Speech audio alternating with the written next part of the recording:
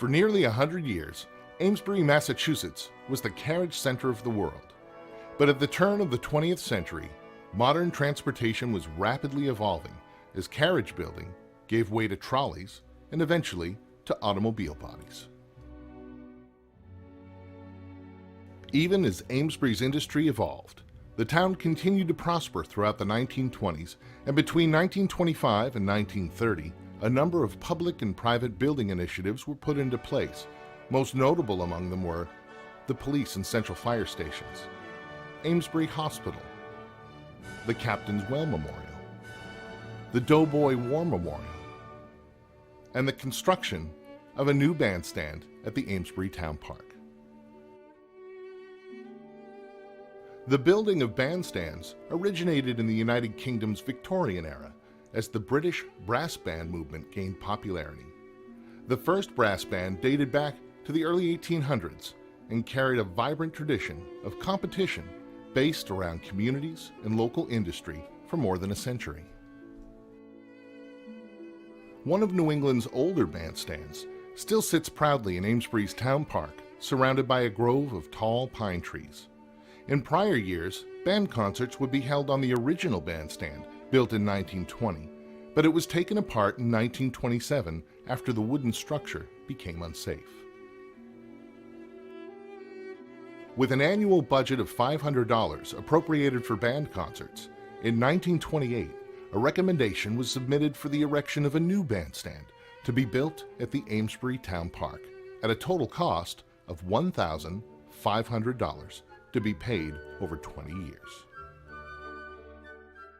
In 1929, plans to build a circular fieldstone base with a 5-foot-high cement deck floor and a side area for the storage of benches below the deck were purchased from the architects Morse and Dickerson of Haverhill, and the contract to build it was awarded to the R.G. Watkins Construction Company for $762.67, with the goal of completing the project by the spring of 1930. The contract to complete the bandstand was awarded to Edwin W. and Paul B. Currier for $734.55. Instead of using solid iron pillars, 8 14-foot-high rolled steel pillars were used. Fluted and graceful, these pillars have steel rods running up through the middle of the posts that are bolted at the top and bottom, with cement poured into them, making them solid. Each post has the supporting power of 10 tons and stands an imposing 30 feet high from the ground. Covered with asbestos shingles, the 8-sided wooden roof was made to correspond to the shape of the floor. The inside of the roof is sheathed straight across, and electric wires were run in a cable inside the roof having 8 outlets. Fixtures, lights, and switchboard were installed for an additional $34.30 so that the bandstand could be illuminated for evening concerts. The Curriers completed their work the week of August 14, 1930. On September 7, 1930, at 3 o'clock in the afternoon, several hundred people gathered to hear the first concert by the Amesbury Cadet Band under the direction of Richard L. Wingate, and to witness the dedication of Amesbury's new bandstand.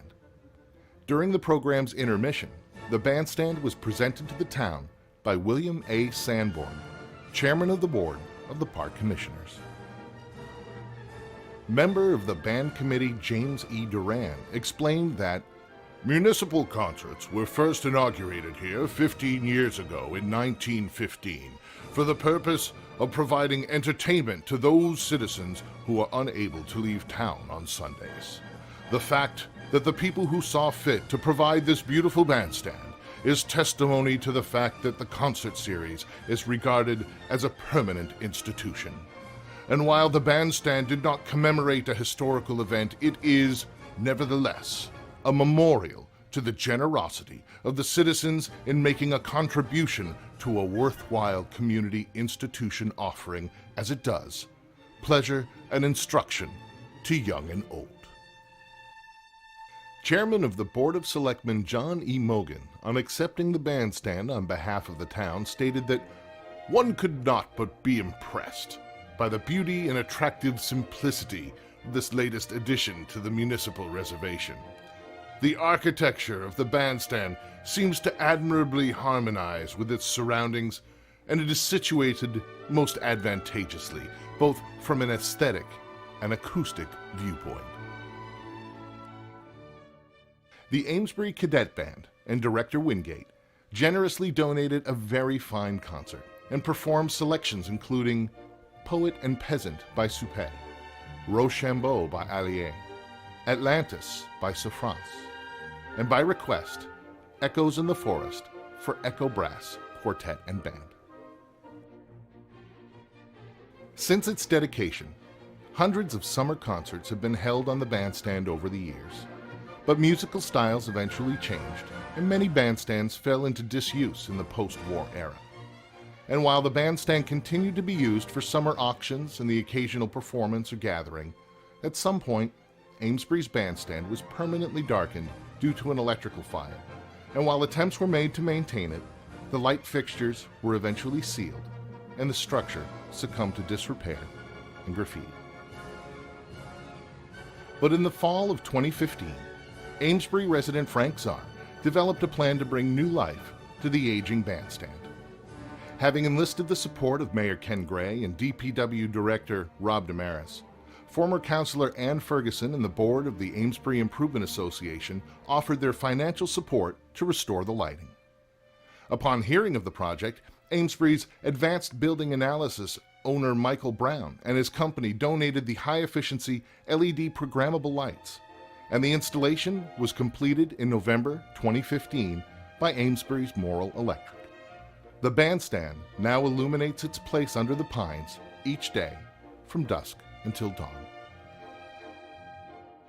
But the project almost came to a complete stop when the DPW's Jeff Sear realized the rebar supports under the bandstand were damaged and unsafe. Acting quickly, he removed the original supports, poured new footings, and installed new support beams, restoring the integrity of the structure. In the spring of 2016, the restoration continued as Amesbury business owner Matt Mize volunteered his power washer to bring new life to the original masonry. And with paint provided by the city and by donation, Amesbury business owners Luis and Jessica Cruz of J.L. Cruz Painting, Roofing, and Gutters volunteered their services to the project and did a masterful job of cleaning, repairing, and repainting the ceiling, columns, and deck. 86 years after its original dedication, Amesbury's Bandstand Under the Pines has been restored to its former 1930s glory and stands ready to once again provide a venue for summer outdoor entertainment to the residents of Amesbury and its surrounding community.